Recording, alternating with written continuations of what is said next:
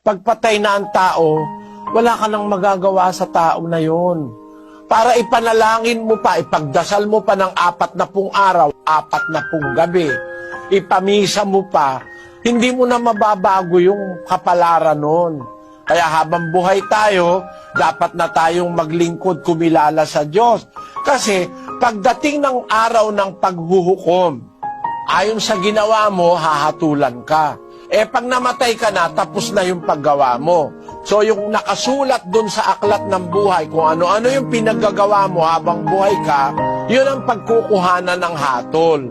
Kahit manalangin ka ng manalangin ng iba, magpamisa, araw-araw, buwan-buwan, taon-taon magpamisa, mababago mo pa ba yung nakasulat doon sa aklat ng buhay? Hindi na. Wala namang corruption doon. Wala naman dong lagayan. Hindi ka pwedeng maglagay para, isingit mo naman ito dyan,